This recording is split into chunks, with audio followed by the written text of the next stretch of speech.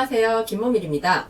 오늘은 명절 스트레스를 다뤄볼 건데요. 여러분, 명절에 여러 가족들이 이제 친척들이랑 모이다 보니까 꼭 내가 듣고 싶지 않은 말인데 들어야 되는 경우들이 있어요. 이 경우에 어떻게 대처해야 될까요? 오늘은 그 세 가지 솔루션에 대해서 말씀드릴게요. 기대해주세요.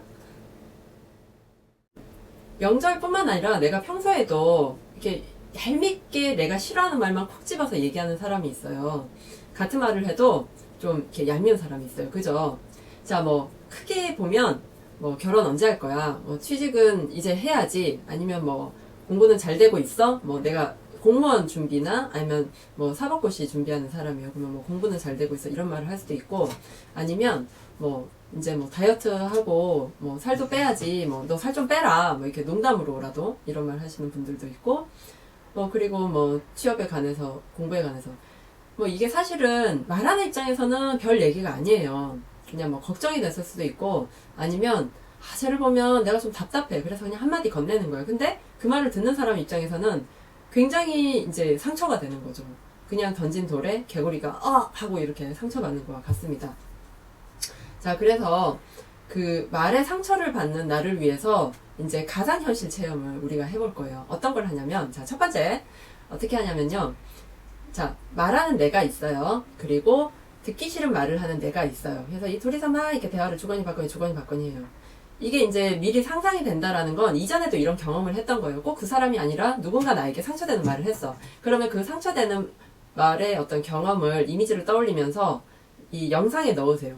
무슨 얘기냐면 가상체험이잖아요. 그러니까 이 극장에서 내가 이렇게 보고 있는데 그 극장에 내가 등장하고 나한테 그런 싫은 말을 했던 사람을 등장시켜서 둘이 이렇게 대화를 하는 걸 보고 있는데, 갑자기 막 화면이 일그러지고 찌그러지고 거기에 막 서커스단이 들어가고 원숭이가 끼어들고 막 무슨 CG 효과 같은 게 막 들어가서 좀 웃겨지는 거예요. 그래서 그런 걸 어떤 경우에 쓰냐면, 가끔 내가 극도로 불안 상태에 있을 때, 아니면 심리 상태가 좀 안 좋을 때 이제 여러 가지 복잡한 생각들이 과하게 드는 경우가 있어요. 뭐 이렇게 횡단보도 앞에 서 있는데 차가 이 순간에, 만약에 어떤 차가 내가 횡단보도를 건널 때 내가 제일 먼저 앞장서서 걷는데 차가 나를 확 치고 가면 어떡하지? 이런 상상.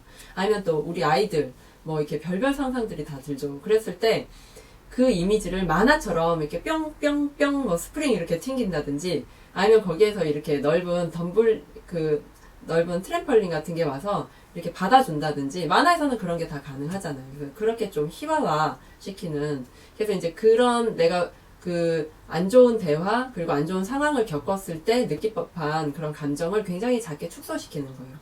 아니면 우리 흔히 하던 거 있잖아요. 이렇게 엄마 오늘 나 늦어. 그래. 근데 갑자기 목소리가 엄마 안 들려. 전화 끊을게 하고 이렇게 끊는, 그런 거 다 해보신 경험 있으시죠? 자, 이거와 똑같아요. 그 사람 목소리가 점점 멀리 작게 들린다고 생각을 하시는 거예요. 이건 언제 하면 좋으냐? 미리 상상도 해보고 연습하는 거죠. 훈련하는 거예요. 그 사람을 만나기 전에. 그리고 그런 상황이 됐을 때 그 사람의 얘기를 들으면 건성으로 뭐 그렇죠 뭐 하고 대답하고, 이걸 이제 한기로 흘릴 수 있는 그런 비법이에요. 내 마음에서는 그런 전개들을 시키는 거예요. 화면이 일그러지고, 그리고 막 그 원숭이나 뭐 서커스단이 들어오고 이런 상상. 자, 이거는 그 어떤 상황이나 그런 거에 부딪혔을 때 직접적으로 이제 제가 상상하면서 좀 순간적인 스트레스를 줄일 수 있는 거고요.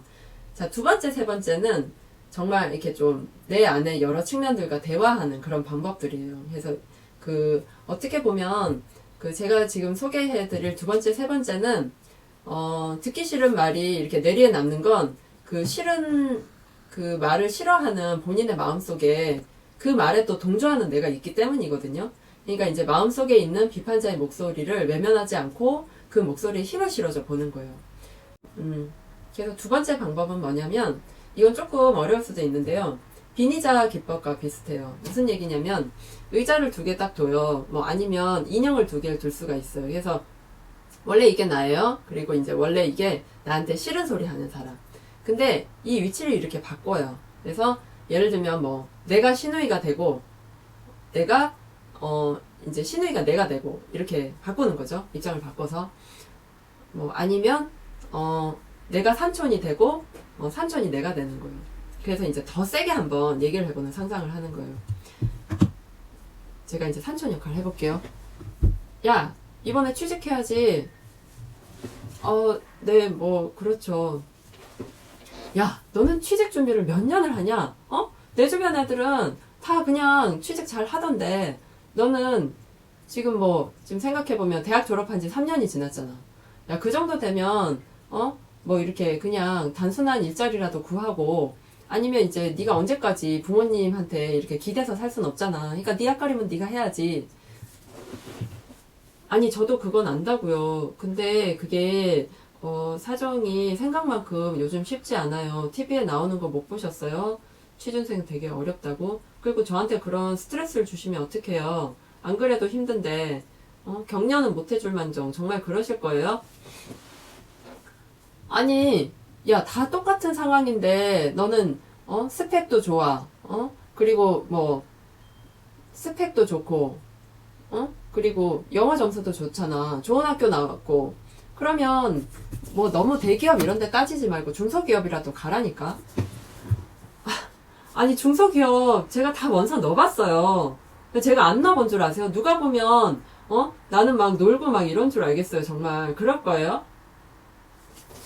자, 연기가 조금 어설펐지만 네, 이쯤에서 할게요. 사실은 그래서 더 많이 과장되게 상대방 입장에서 신랄하게 비판해보고 이렇게 감정이입을 해보는 게 중요해요. 저는 이제 녹화라서 저는 지금 영상을 찍다 보니까 이게 감정이입이 완전히 안 빠져들었는데, 여러분 한번 해보시면 이게 이제 아마 처음에 그 사람 입장에 감정을 좀 느낄 시간이 필요하실 거예요. 그래서 가만히 생각해보고 막 신랄하게 얘기하는 게, 뭐 욕해도 괜찮아요. 근데 이제 실제 상황에서는 그렇게 얘기 못하죠. 아, 얘 뭐 하겠죠. 내년에. 아, 걱정하지 마세요. 아, 두고 보세요. 뭐 이렇게 호기 있게 얘기할 수도 있고, 그죠? 자, 그러면 마지막 세 번째 방법. 제가 가장 추천해드리는 방법은 이 세 번째인데요. 세 번째는 반박 릴레이예요.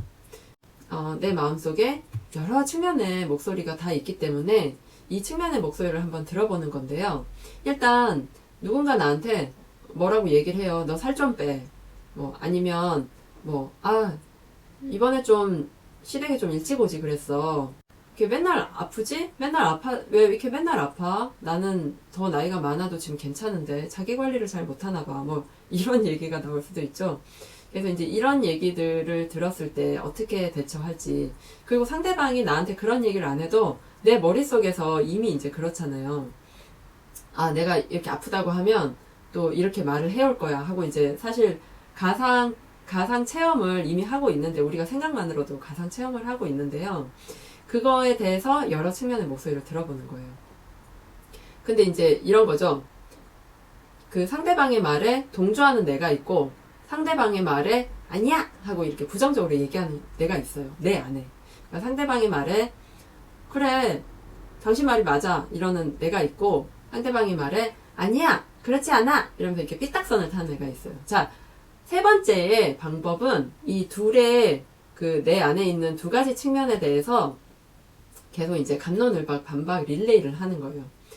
자, 이번에 좀 몸이 아팠어요. 그래서 뭐 시댁을 늦게 갔거나 아니면 뭐 이렇게 음식을 이제 부지런히 못하고 좀 힘들어하고 있어요. 그러면 이제 누군가 한마디 하는 거예요. 아, 이렇게 맨날 아파? 그러면 제 속으로 이렇게 생각하죠.